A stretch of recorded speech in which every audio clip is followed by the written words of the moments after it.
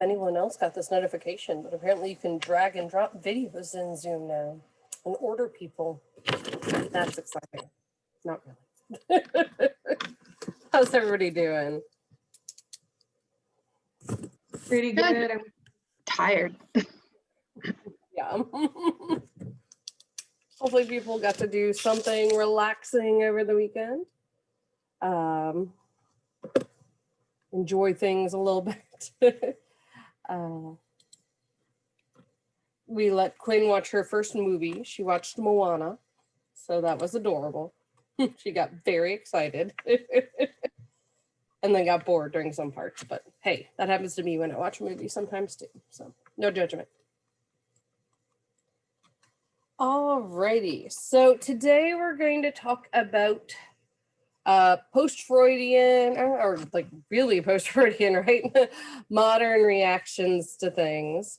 And I thought that I would kick us off briefly here with a video where a modern psychoanalyst explains the differences in how psychoanalysis is done now versus Freud's time. So I'm going to play that. And then we can chat about it a few minutes, and then we'll do our group assignment and then chat about the readings. So, all right, we'll go ahead and share screen with sound. And as you can see, this one's very short. It's only a couple minutes long. Psychoanalysis obviously starts with Freud. And it's really the study of unconscious motivation that affects our behavior. Freud was a believer that interpretation was curative, that telling people why was curative. Modern psychoanalysts don't really believe that. I think there are a lot of people with plenty of knowledge, but knowledge is not itself curative. We're acting certain ways. I'm at the sitting right now. Your mother knocked on your head when you're one. Okay. You're going to feel any different? You're going to change your behavior? Probably not. So I think modern psychoanalysis, which is founded by Hyman Spotnitz, I happen to be blessed. I happen to work side by side with Spotnitz for 20 years without knowing he was this wonderful, well-known man. But he figured out a number of things. And Freud also didn't believe you could work with people with severe mental illness like schizophrenia. Spotnitz did it quite successfully. My practice goes from the basic neurotic, like you and me, to people suffering with schizophrenia and everybody in between. So, and it's really, I think what's different about modern psychoanalysis is the understanding that it's a dyad. It takes two people to make this work, the patient and the therapist, the analyst. That the patient doesn't do all the work, the analyst doesn't do all the work. That it's finding sort of that dance and that marriage of the two people that makes it work.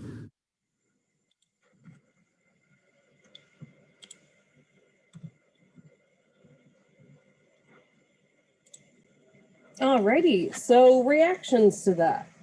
What do we think about sort of this take on how the therapy works? The other articles we looked at really talked more about sort of the research and the theory. I agree with what you said, that it takes two people to make it work, that you can lead a horse to water, but you can't make it drink it.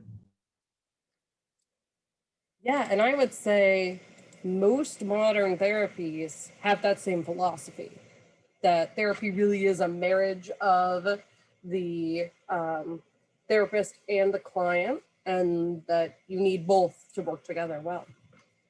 Yeah. What else did people take away from that?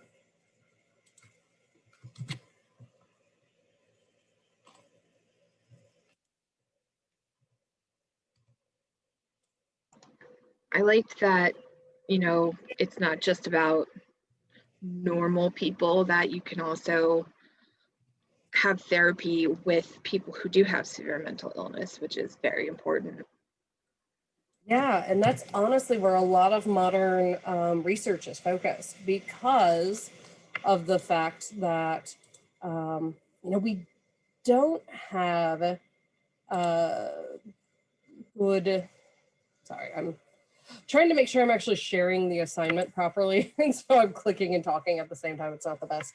Give me just a sec to make sure I have it shared with everybody. Yeah, the whole idea that we used to think that the only way to treat these severe mental illnesses was to medicate those people really heavily, right? Or to throw them in inpatient wards, or both, right? And so modern analysis, modern behavioral therapies that we'll talk about in a few weeks, they all are really working at trying to get essentially not treat those people differently, if that makes sense. So it's not like, oh, we need to like shove them away, or we need a super special therapy for those people. It's how can we take the skills that we know work for someone with, say, depression or anxiety, and translate it to these more severe illnesses. And in fact, that's been going pretty well in modern times. A lot of research is sort of backing that up. So any other thoughts about that brief video? Alrighty, I'm going to open the chat and share the link, which is now shareable, and make sure y'all can make a copy of it. Okay, so there are questions about each of the readings, and when y'all get back, I'll also share images of the people. Unfortunately, I can't find one of Applebaum. I think he might have sort of written this and disappeared, but I'll try digging a little more while you guys are in there. And let me see how many folks we have today. So there's 18 of you. So let me go ahead.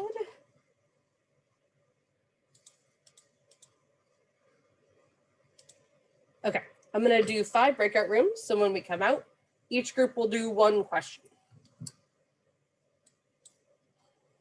Alrighty. I'm gonna make sure the options are set up the way we want them. 20 minutes to talk through everything. And if you have questions, I think I pointed this out on Friday, but there is a little like question mark thing. And if you press that, it'll let me know, and I can just join your group and answer any questions you all have. So everybody make sure you have the link. And I'm gonna go ahead and open the rooms for y'all.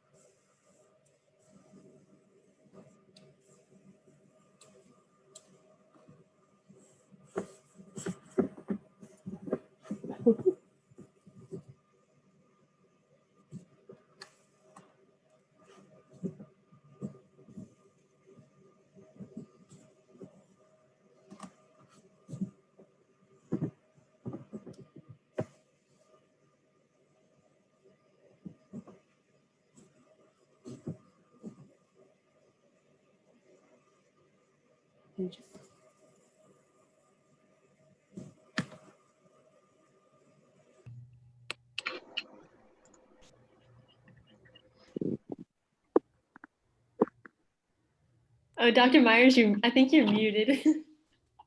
I should. Thank you, Amanda. So, funny question for you all before we get started. Do you feel like you can see me better now? I just bought a ring light. I feel silly, but like my lighting was horrible. So I now have a ring light, and it's kind of cool. I can change Change But I different feel colors. yeah, it's like warmer or brighter halogen, or whatever it is, fluorescent. The second one made it look like it was in black and white. Oh, wow, that's weird. Okay, if I want to be moody, I can do that. Dramatic effect. Yeah. I was supposed to get here tonight, but it just got here. So I was like, let's install it. Let's see how it goes. I feel like, yeah, this isn't as bad because I do have some sunlight right now, but when it's stormy, I just get really dim. So hopefully this will be helpful. It's kind of cool. I just plug it into the USB on my computer.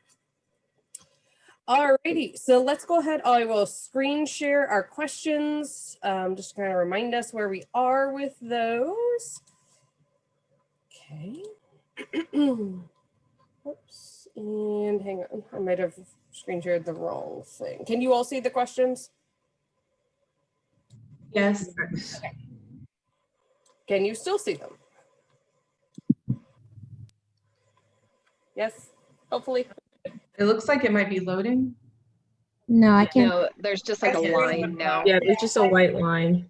Okay, let me try that again. I moved it from one screen. I have a dual monitor system. I moved it from one screen to the other, and it apparently didn't like that while I was screen sharing. So just so I could see it better. All right, and actually, you know what I'm gonna do? I'm just gonna share this whole screen so you see yourselves for a minute. But I wanted to show you the PowerPoint real quick here. So are you able to see this? Yes. Yes. Yeah, now I'm just sharing the screen rather than a particular thing, so it should be easier. Okay, so here are our folks for Freud. So here are Baumeister, Dale, and Summer. So Baumeister is really famous, actually. He does some evolutionary psych stuff now, although he was trained in social psych.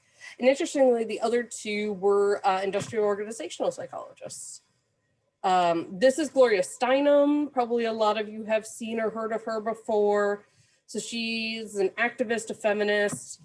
She used to be a columnist for The New Yorker, and then she co-founded Ms. Magazine. She co-founded the Women's Media Center, and she's done all this with just a bachelor's. So like if anyone's planning not to go to grad school, here's a nice example of you don't have to be really successful. And then, like I said, I cannot find anything about Applebaum. It looks like he was at the School of Medicine in Columbia for a while, but, you know, retired probably before the advent of like faculty profiles on websites. But I am giving my best guess that he was probably also white. So I just wanted to give us that context. Okie dokie. So let's have group one. Oh, wait, real quick before we get started. Are there any of the groups who weren't able to get to all the questions? We didn't get to the last one. Okay, and which group were you? Do you remember? Group one. Okay, well, I'll just have you all start with one then. All right, so group one, let's go. And group 5 didn't finish because I'm driving to Hampton and it was not any help. Okay, well, be safe. Did any group get to question 5? We skipped to question 5. We just Oh, okay. didn't finish some of the stuff in the middle. Perfect, so you'll still be able to answer 5. Great, awesome. Okay, I'm just going to get my breakout rooms back up just so I know who was in what. So first group was Debbie, Hope, Callie, and Romina. So for which defense mechanisms did Baumeister et al.'s evidence seem most compelling to you and why?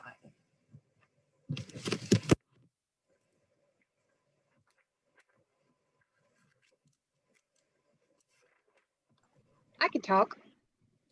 I have a big mouth. So we thought that the evidence for reaction formation was really like the most distinct and had some really good like examples of that. You know, the example of exposing women to erotica when they say like they're, you know, they have a lot of sex guilt and, you know, don't like they're avidly like saying like, no, I don't like porn. I don't want to talk about this. I'm not turned on, except for their, you know, body was saying like, yes, I'm aroused. And then the similar things, you know, with homophobia and with racism and all of that, like there was a lot of good evidence for that, you know, being prominent throughout psychology. Yeah. Yeah, and so many interesting directions I could go, right? I won't like perseverate on it too much. But yeah, there's a lot of really interesting research about why these attitudes exist, why it's more comfortable for some people rather than others to, you know, talk about arousal, things along those lines. So great job. Alrighty, how about group 2, which was Dylan, Kenzie, Mary, and Megan P. Did Baumeister's proposed revision to defense mechanism theory make sense and seem consistent with other psychoanalytic or psychodynamic work we have read and discussed so far? Why or why not?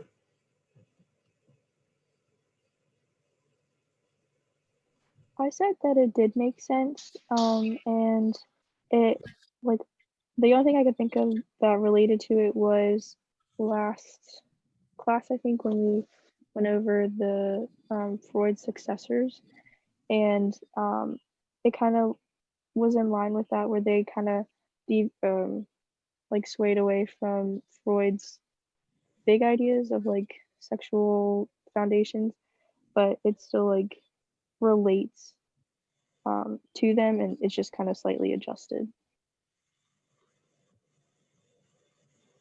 Makes sense? Definitely, yeah. So, I mean, again, here you have people who probably wouldn't identify as psychoanalysts, but essentially trying to make sense of how can we put these in a modern context, right? So that's a really important thing that we can do here. All right, group 3 was Anya, Bianca, Savea, there we go. My mouth isn't working today. And Shamir. So what was your initial reaction to Steinem? And did you have like an intellectual, like, let's critique this, or like a gut emotional reaction? I would say our like initial reaction was kind of like, whoa, this is weird, because we're not used to like anything, you know, indicating that men are inferior. And we felt like it was more of like an emotional like response into like, it was just a little like, wow, you know, it's crazy that, you know, some of these ideas, like she was saying what the real, you know, ideal was, that like that was actually real and people like truly believe that. And I thought it was kind of like funny in a way, like when they were like, you know, men are just so upset because they don't have menstrual cycles, even though that's like something like we're not really fans of. Right. Yeah. Steinem also has, if you liked Steinem's, you know, satirical tone, she also has another writing she did called If Men Could Menstruate that is similarly funny. It talks about how like men would brag about being like, I'm a 3-pad man, things like this, like my flow is super heavy. So yeah, you know, it's sort of using humor to call on how ridiculous some of this was, right? Alrighty, group 4. So both Amandas and Macy. What do you think psychology might have been like if Freud actually had been a woman? Does Steinem's take seem accurate? What would be your own ideas? So we thought like in his time, if he had been a woman, he would not have been as influential, first of all, because even like Horney was like an extension of him in a way. Like she wasn't, you know, like brilliant. Well, she was brilliant in her own right, but a lot of what she had was attributed to Freud. And if he had been more modern, probably, but we don't think that the sexual focus would have been as strong if he were a woman. Yeah, I think that's a really fair point, that regardless of your sex back then, you know, Horney was saying penis envy is not a thing, but she still was sort of going along with most of what Freud was saying, like the group just said. So I think that's a really good point. All right, group 5. Let's not have Miranda answer because she's driving, but anybody else? Based on Applebaum's article. Fine. That's okay. I just want you to be safe. Do you think psychoanalysis should try to be more scientific? Why or why not? So we pretty much said that we think it should, because It allows for more opportunities and theories to arrive, and it also allows for deeper understanding and new approaches. Awesome. Yeah. And, you know, I would agree. I think obviously Applebaum wouldn't, and there are probably some other psychoanalysts who wouldn't. I think there are other psychoanalysts, and probably like the first guy we saw today, right, who would probably be totally okay with it. I'm going to stop share just so I make sure I end up sharing the right thing. I have, again, acknowledgement of looking at our PowerPoint that everybody's super white, right? In our last couple discussion days, right, we had, you know, very white people as well. So I wanted to show a little bit of a person of color perspective on things. So I do have a brief, I'm not going to show the whole thing. It's a like 11-minute video. We don't even have 11 minutes left in class, but at least show you a little bit of, this is a like condensed version of an hour-long documentary about Black psychoanalysts, which I thought was really cool. So I'm going to show you all a snippet of that. Again, I think it's just really super important to look beyond who's usually doing these things. So. Alrighty.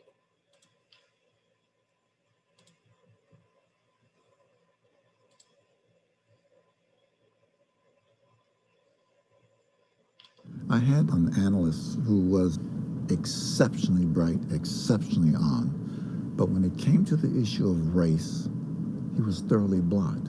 He said to me, in his career, he had only treated one Negro. That was his word, one Negro, okay? Which I smiled at. He told me, he said, the treatment didn't go well because all the guy wanted to do was talk about race. I couldn't get him off race, okay? I smiled again. One of my teachers was one of those old white guys who could not hear the word race. He used to take his cane and beat the table.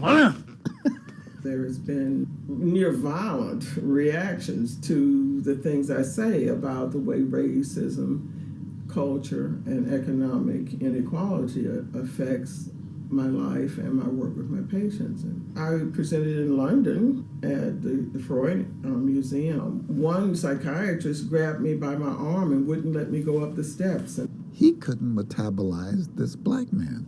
He couldn't think about this black man. The issue of race so prompts excessive anxiety that it blocks off our capacity to think. Patients can come and talk about angry and hostile and murderous, rageful feelings toward family members, okay, which is very personal. But then if you ask them about a negative racial thought, they'll close up on you. In America, we don't talk about that.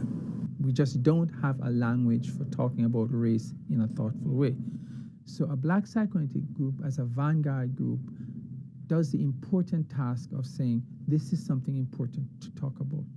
At least it can be put on the table and it can be examined. Being black in America. So I'll stop it there. If you're interested, I'll go ahead and I'll link this on Blackboard because I don't know, I think it's interesting. I'll probably watch the whole thing myself later.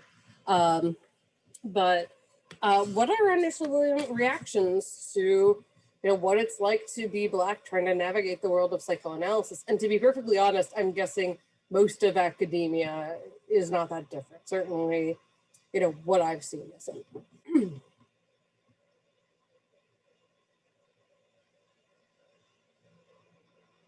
I would say like it was kind of interesting to see that they were saying people's reaction like, oh, they don't want to talk about it and stuff like that. So how can you ever like move forward and come to an understanding if no one wants to even, you know, talk about it or slam their, you know, cane down whenever someone brings it up?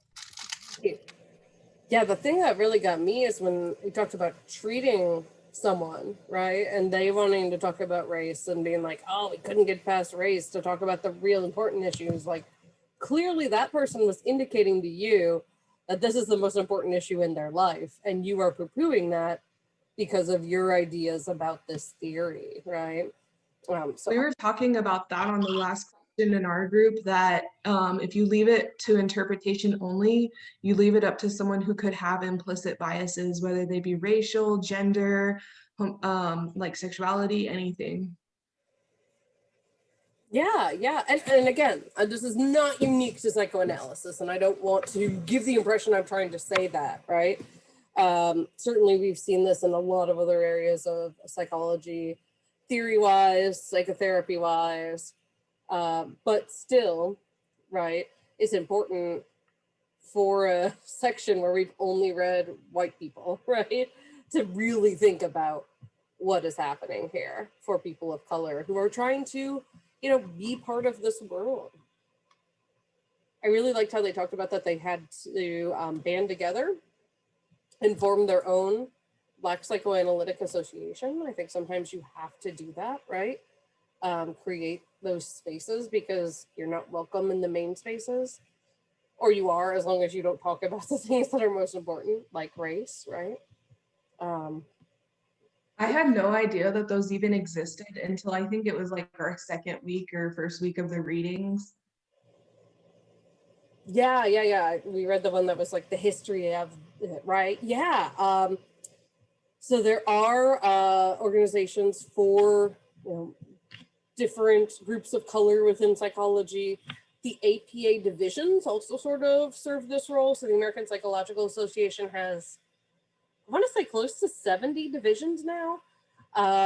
And some of them specifically focus on multicultural issues, or for example, like I'm part of the Psychology of Women one. And within the Psychology of Women one, there are like subdivisions that focus on multicultural issues for women, which is really interesting. And other organizations are the same way. So I'm a member of the Association for Behavioral and Cognitive Therapies.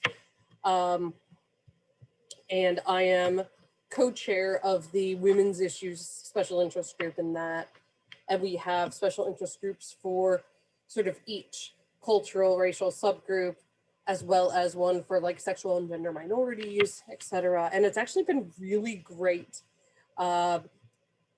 This summer, I think partially because we're all stuck in our houses and we're like, you know, let's finally do something about this. The leaders of the special interest groups have actually banded together. We're meeting once a month, and we are particularly trying to address the idea of representation in our organization because it's awful right now. It's all, my husband went with me the year we had Quinn, so he could hang out with her while I did my conference stuff.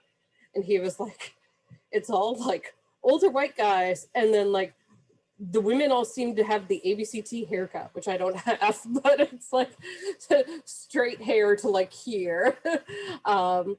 So it not a ton of diversity, right? And if we get diversity, we don't tend to keep it.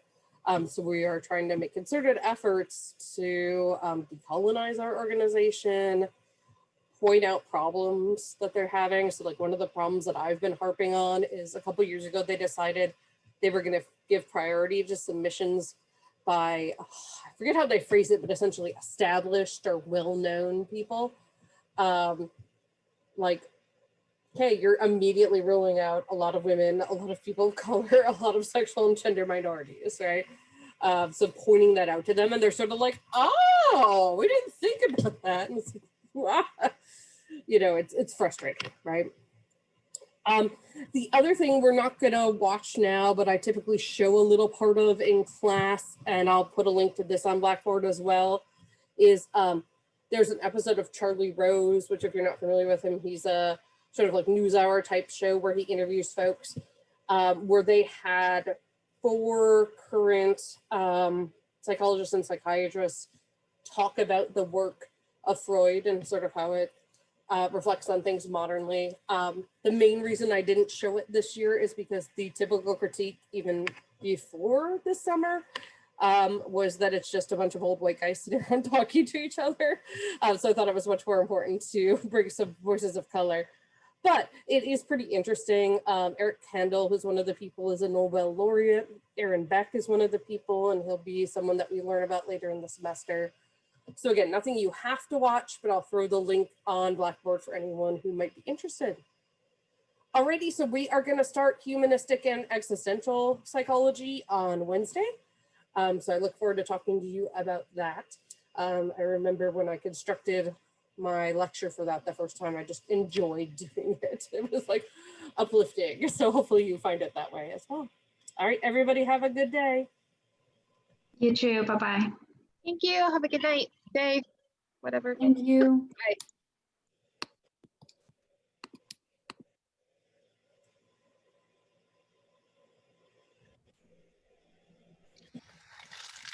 I did want to let you know that I'm not gonna be in like class Wednesday. I have to go to a funeral, and it's like right at the same time as class time. So Sorry, Bianca. Just I'll upload the video to Blackboard, so just watch it when you can. okay. I just want to make sure I gave you a heads up. Yeah, thanks for letting me know. Take care. All right, thank you. Have a good day. You too.